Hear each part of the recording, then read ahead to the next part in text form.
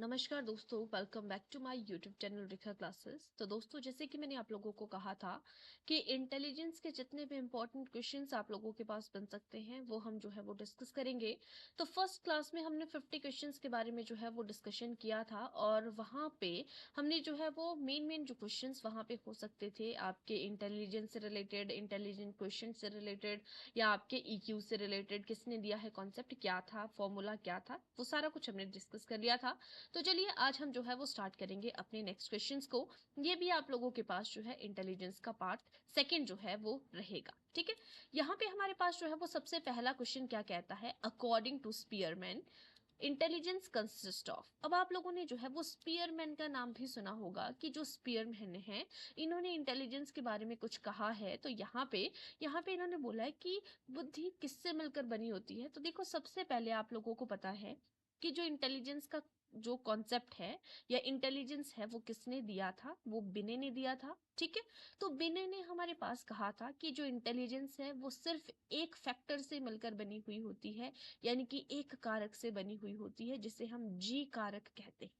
ठीक है, यानी कि जनरल जो है वो एबिलिटी होती है या जनरल फैक्टर होता है। फिर बात आती है स्पीयरमैन की। तो स्पीयरमैन कहते हैं कि जो इंटेलिजेंस है वो टू फैक्टर्स से मिलकर बनी होती है और वो टू फैक्टर्स कौन कौन से हैं, वो है हमारे general factor and specific factor, जिसे सामान्य कारक और विशिष्ट कारक कहते हैं। तो थोड़ा सा मैं यहाँ पे आप लोगों को इस चीज को थोड़ा डिटेल में अगर बताना चाहूँ तो देखो, अगर मैं विराट कोहली का एग्जाम्पल लूँ तो विराट कोहली जो है वो स्पेशल, उनकी स्पेसिफिक कैरेक्टर क्या है, विशिष्ट क्या बनाता है उन्हें कि वो क्रिकेट खेलते हैं। अब क्रिकेट तो सभी खेलते हैं, लेकिन क्या वो सारे बच्चे हैं, क्या वो सारे बड़े विराट कोहली की तरह क्रिकेट खेलते हैं? नहीं। तो वो, अगर मैं कहूं कि विराट कोहली जो है वो फुटबॉल खेल सकता है, जी हाँ वो खेल सकता है, लेकिन वो क्या है, फुटबॉल खेलना या रनिंग करना, है ना। तो वो क्या है, उनकी सामान्य कारक है। विशिष्ट कारक क्या है जो उन्हें बाकियों से अलग बनाता है, यानी कि क्रिकेट खेलना उनका विशिष्ट कारक है। ये डिफरेंस होता है दोनों के बीच में। नेक्स्ट क्वेश्चन है, अब आ जाते हैं टू फैक्टर थ्योरी। इसी के बारे में हमने अभी बात किया था। तो to factor theory of intelligence जो है वो किस थ्योरी को कहा जाता है, किसने ये थ्योरी दी है, which theory is also known as two factor theory of intelligence. तो बुद्धि का द्विकारक सिद्धांत किसे कहा जाता है या किसने ये चीज दी है, तो ये दी है हमारे पास, यहाँ पर करेक्ट आंसर हो जाएगा ऑप्शन सी, यानी कि स्पीयरमैन ने कहा है कि इंटेलिजेंस के जो है वो टू फैक्टर्स हमारे पास होते हैं। नेक्स्ट क्वेश्चन है, Thurston proposed how many primary mental abilities। अब एक नाम हमारे पास जो है वो थर्स्टन का आता है। ठीक है, तो थर्स्टन ने क्या कहा है कि कितनी प्राइमरी मेंटल एबिलिटीज जो है वो हमारे पास होती है, प्राथमिक मानसिक योग्यताओं की हमारी कितनी संख्या है। तो इसका करेक्ट आंसर होगा ऑप्शन सी, यानी कि 7 प्राइमरी मेंटल एबिलिटीज जो है वो किसने दी है, थर्स्टन ने। इस तरीके से आपके पास ये क्वेश्चन पूछा जा सकता है। नेक्स्ट क्वेश्चन है question number 4, which intelligence is most related to understand others emotions. तो देखिए, दो चीजें यहाँ पे, अगर हम बात करें कि हम अपने इमोशंस को कैसे समझ पा रहे हैं या हम किसी दूसरे के इमोशंस को कैसे समझ पा रहे हैं, तो दो अलग अलग टर्म्स है। तो यहाँ पे बोला है most related to understand others emotions, कि हम दूसरों के इमोशंस को जो है वो समझ पाते हैं, उस इंटेलिजेंस को क्या कहा जाता है। तो दूसरों के समझने को हम क्या कहेंगे, इंटरपर्सनल कहेंगे। ठीक है, ऑप्शन सी करेक्ट आंसर हो जाएगा। उसे इंटरपर्सनल रिलेशन, उसे इंटरपर्सनल इमोशन कहेंगे या इंटरपर्सनल इंटेलिजेंस कहेंगे। लिंग्विस्टिक किसके अंदर होती है, लिंग्विस्टिक यानी कि भाषा की। तो जो है वो जैसे टीचर है या लॉयर है ना, उनके अंदर होती है लिंग्विस्टिक। लॉजिकल होती है, जो मैथमेटिशियंस होते हैं, जो मैथ्स का ये रखते हैं, जो नॉलेज रखते हैं, उनमें होती है लॉजिकल। जो प्लेन वगैरह उड़ाते हैं उनमें होती है स्पेशल। ठीक है, नेक्स्ट क्वेश्चन है, IQ is calculated on the basis of, ये क्वेश्चन हमने कल भी डिस्कस किया था। तो mental as upon chronological S multiply by 100, ये फॉर्मूला होता है हमारे पास इंटेलिजेंस क्वोशिएंट का। ठीक है, अब यहाँ पे क्वेश्चन बोला गया है कि अगर कोई बच्चा है, अगर उसकी मेंटल एज 12 है, क्रोनोलॉजिकल एज 10 है, तो IQ कितना होगा। यानी कि मेंटल एज कितनी बताई हमने यहाँ पे, 12, और उसकी क्रोनोलॉजिकल एज कितनी हो जाएगी, 10 हो जाएगी। तो हम उसको मल्टीप्लाई कितने से करेंगे, 100 से उसको जो है वो मल्टीप्लाई करेंगे। तो यहाँ पे 2 जीरो के साथ में जो है, अच्छा सॉरी, 1 है यहाँ पे, है ना। तो इस 1 0 के साथ में 1 0 कैंसिल हो जाएगी, और 12 को 10 से मल्टीप्लाई करेंगे तो कितना हो जाएगा, 120 यहाँ पर करेक्ट आंसर हो जाएगा। यानी कि हमारा ऑप्शन सी करेक्ट आंसर हो जाएगा। मैंने आपको बता दिया कि mental as upon chronological S multiply 100, इस तरीके से चीजें की जाती हैं। नेक्स्ट क्वेश्चन है, which test measures general intelligence. कौन सा इंटेलिजेंस, यहाँ पे 4 टाइप के टेस्ट है। अचीवमेंट टेस्ट यानी कि जिसे उपलब्धि परीक्षण कहा जाता है, एप्टीट्यूड टेस्ट है, इंटेलिजेंस टेस्ट है, पर्सनैलिटी टेस्ट है यानी कि व्यक्तित्व परीक्षण। ठीक है, इंटेलिजेंस आपको पता है बुद्धि परीक्षण होता है। तो कौन सा है जो कि जनरल इंटेलिजेंस को, जो सामान्य बुद्धि होती है, उसको मापने के लिए हम यूज करते हैं, तो वो है हमारा intelligence test. Option C correct answer होगा। Next question, which intelligence is emphasized in musicians. ये म्यूजिशियंस वाला है, स्पेशल जो हमने पढ़ा ऊपर पीछे, तो वो सारी किसने दी है, गार्डनर ने दी है हमारे पास। ठीक है, तो यहाँ इन्होंने कहा कि जो म्यूजिशियंस होते हैं उनमें कौन सी है, तो म्यूजिशियंस में कौन सी होगी, म्यूजिकल यानी कि संगीतज्ञ बुद्धि जो है उनके अंदर होती है। ठीक है, स्पेशल किसमें होती है, जो कि स्पेस का नॉलेज रखते हैं, दिशाओं का नॉलेज रखते हैं। बॉडी काइनेस्थेटिक होती है, जो कि एथलीट वगैरह होते हैं, तो उनमें होती है बॉडी काइनेस्थेटिक, जिनको अपनी बॉडी की बड़ी रहती है कि हमें बॉडी को अच्छे से रखना है। लॉजिकल किसमें होती है, जो लॉजिक वगैरह लगाते हैं, तर्क वगैरह, यानी कि जो साइंटिस्ट होते हैं, मैथमेटिशियंस होते हैं, उनमें होती है।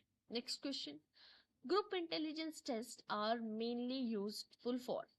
जो समूह बुद्धि परीक्षण मुख्यतः किसके लिए उपयोगी होते हैं, इंडिविजुअली अगर हमें किसी को डायग्नोस करना हो, लार्ज स्केल की टेस्टिंग करनी हो, इमोशनल असेसमेंट के लिए, पर्सनैलिटी मेजरमेंट के लिए, तो किसके लिए इंपॉर्टेंट है, लार्ज स्केल टेस्टिंग के लिए, अगर हमें बड़ी संख्या में लोगों को अगर टेस्ट करना है उसके लिए इंपॉर्टेंट होती है।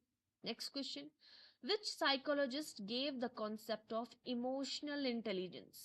भावनात्मक बुद्धि की अवधारणा किसने दी है, तो ये दी है गोलमैन ने। ऑप्शन बी करेक्ट आंसर होगा।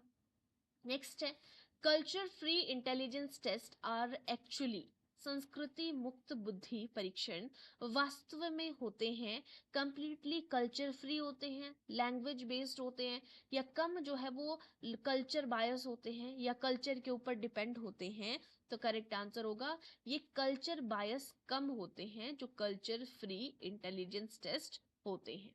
नेक्स्ट क्वेश्चन है, which intelligence help in self understanding. अगर हमें खुद को समझना है तो उसके लिए कौन सी इंटेलिजेंस जो है वो हमारी हेल्प करती है। अभी हमने पीछे बात की थी कि जो इंटरपर्सनल होती है वो होती है दूसरों को समझने के लिए, जो खुद को समझने से संबंधित होती है उसे हम क्या कहेंगे, इंट्रापर्सनल इंटेलिजेंस कहा जाता है। नेक्स्ट क्वेश्चन है, Stanford Binet test was originally developed by. Stanford Binet परीक्षण मूल रूप से किसके लिए बनाया गया था, तो स्टैनफोर्ड बिने परीक्षण जो है वो बनाया गया था जो मेंटली रिटार्डेड चिल्ड्रंस होते हैं उनके लिए बनाया गया था, उनको पहचानने के लिए स्टैनफोर्ड बिने टेस्ट जो है वो बनाया गया था। नेक्स्ट क्वेश्चन है, which factor theory proposed 120 abilities arrange in a cube.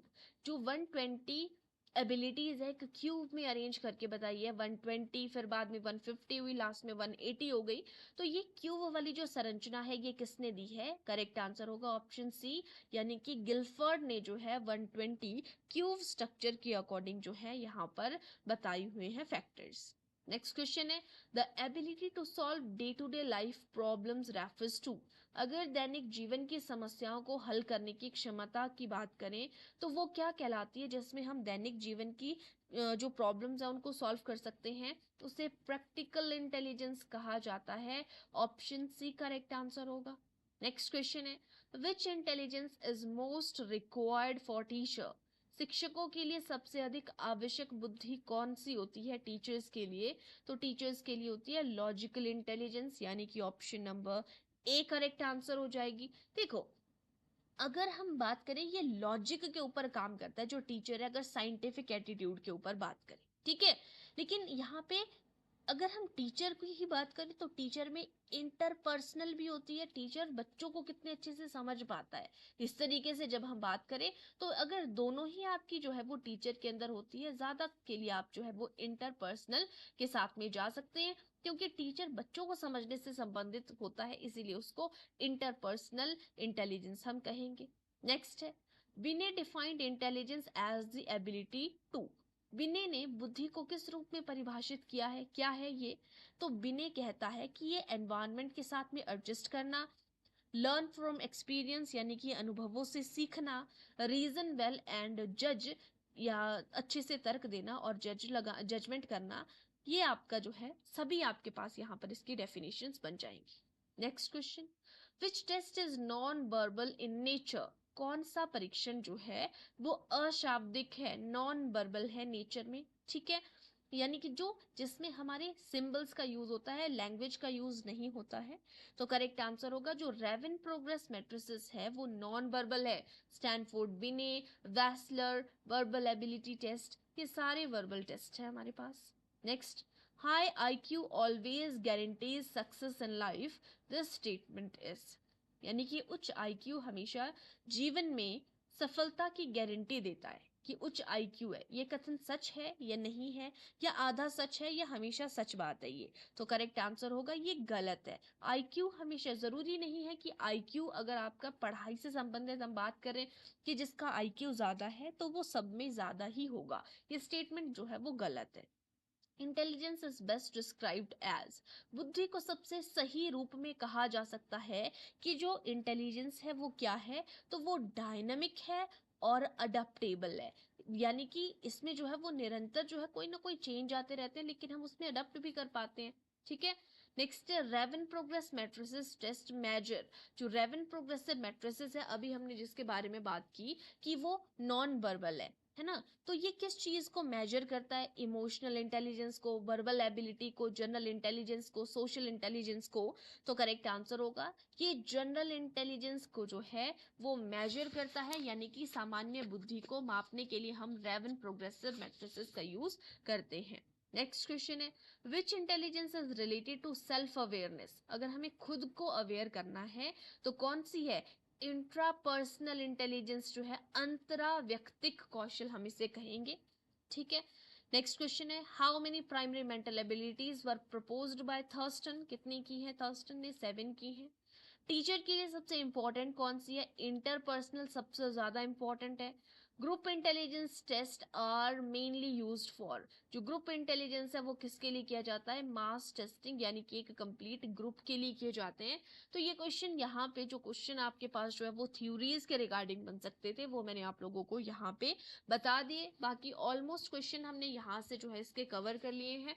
बाकी इंपॉर्टेंट क्वेश्चंस के पॉइंट पे भी मैं आप लोगों को जो है वो बीच बीच में क्लासेस प्रोवाइड कराती हूँ। तो जो भी उस प्लेलिस्ट में गाइस जेबीटी कमीशन 2025-26 की जो भी प्लेलिस्ट आप लोगों को दिख रही होगी यूट्यूब पे, वहां पे आप लोगों ने जो है जितनी भी क्लासेस आपको उस पे दिख रही है वो सारी की सारी आप लोगों के लिए इंपॉर्टेंट रहने वाली है, ठीक है। उसके अलावा जेबीटी वाले स्टूडेंट है, बीएड की जो प्लेलिस्ट बनी थी वो भी आप लोगों के लिए, साइकोलॉजी फॉर ऑल एग्जाम करके जो प्लेलिस्ट है, देखो सबका सिलेबस ना सिमिलर है, ऐसा नहीं है कि कोई डिफरेंट है, बट ये है कि आपकी जो बुक्स हैं बुक्स के नेम आपके सिलेबस में डाले हैं और उसके बुक्स के नेम डिफरेंट डिफरेंट है, ठीक है। बाकी अंदर का जो कंटेंट है वो सब में सेम टू सेम ही है, जेबीटी वाला है चाहे बीएड वाला स्टूडेंट है। तो आर्ट्स वाले स्टूडेंट के लिए भी ये सारी चीजें यूजफुल रहने वाली है, जेबीटी वालों के लिए भी रहने वाली है। वैसे ही जो बीएड की जो क्लासेस डाली थी वो जो है वो बीएड वालों के लिए भी सेम रहने वाली हैं और जेबीटी वालों के लिए भी सेम है, मतलब सही है दोनों के लिए, उसमें कोई ये नहीं है कि नहीं इसको ये पढ़ सकता है ये नहीं पढ़ सकता है, ठीक है। तो आज के लिए इतना ही, बाकी हम नेक्स्ट क्लास में जो है वो नेक्स्ट टॉपिक एक और स्टार्ट करेंगे। आज के लिए थैंक यू।